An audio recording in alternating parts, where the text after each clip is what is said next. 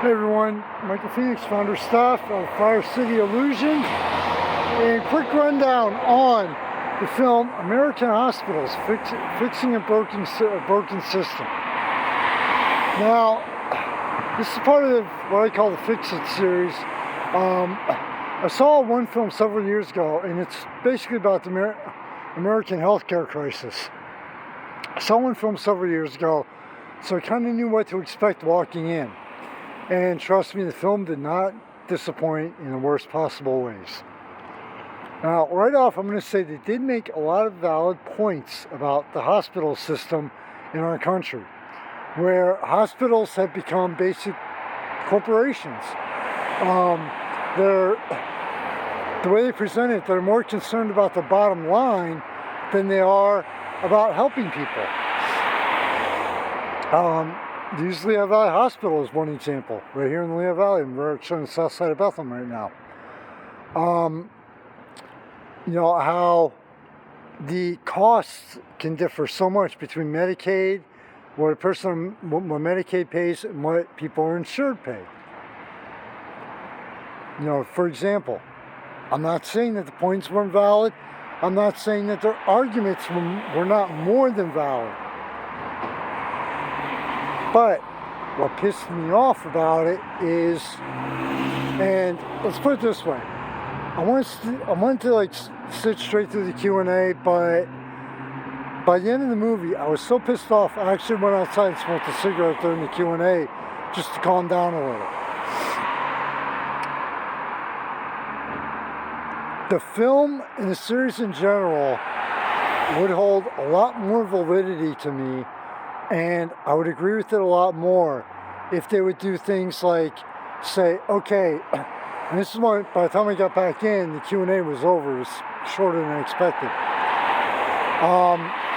Where I would have agreed and supported them more, and supported them period, in any sense of the term, if they would have said, all right, well, here's what the hospitals are charging, and here's their operating costs.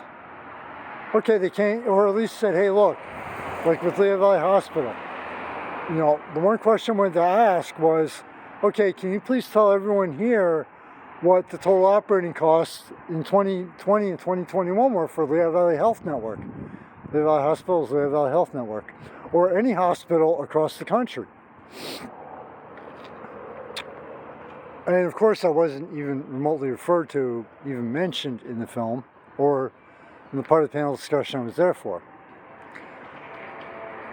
And big fucking surprise, the racial disparities and the race, you know, and how black and Latino people, you know, they have to, you know, and all this other bullshit, 2023 bullshit. Of course, I had to be brought into it, but I was, like I said, I was expecting it. Because of... No. Sorry about that. That's okay. Sorry about that. Couldn't understand why I thought I was talking to him. But anyway, instead of doing, you know, they could have just left that part alone. But they didn't. American Hospitals, I'm not going to say I don't recommend the film, but if you experience it or watch it at all, you need a seriously open mind about this. And, well, I'm not going to, you know, I went in there because of seeing a previous film and kind of knowing what to expect. I went in there with, okay, maybe a little bit of a prejudiced attitude, or maybe a little more than just a little bit. But I did approach the film, all right, let's keep an open mind about this. Let's do our job and approach it from all angles. Let's be unbiased. And I'm sorry I can't be. I'm unbiased, but this film was just, it'd be great for a propaganda film, honestly. It'd be great for, wow, this is our version, this is one side of it. Oh, and also another thing that really pissed me off, like occasionally they would post up numbers, percentages, quotes from media, right? With the exception of one time, those quotes, percentages, and numbers were anywhere from 2 years old to dating back to the 1980s. You know, granted, it may have taken a couple years to make this film, but update the information. They were using outdated information in the film to prove a point. 2023, not 2021 anymore. They mentioned COVID a little bit, but again, they failed to mention about, okay, well, guess what? When COVID hit, doctors and nurses, incredible, unbelievable amount of respect, especially when COVID hit, and gratitude for what you do and what you've done. They failed to mention that, oh wow, well, they were working 20-hour shifts. Well, guess what? They got paid, you know. Guess what? If they were hourly, they got paid. There was so much information that they intentionally left out, and it would have added to the validity of if they would have used the information for comparisons, and they refused to again.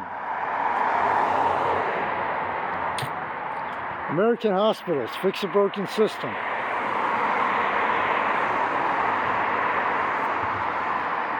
It was one of the very few occasions in almost 10 years of having me owning and being a part of the media, that the hard part of the job, the hardest part of the job, sitting there, trying to remain your best, to remain unbiased, that's something that makes your blood boil. Michael Phoenix, founder and staff, Fire City Illusion, its predecessor. Surrealville City, to your family and friends. As always, please continue. I hope you continue to stay safe. I wish you only the best in your lives and much success.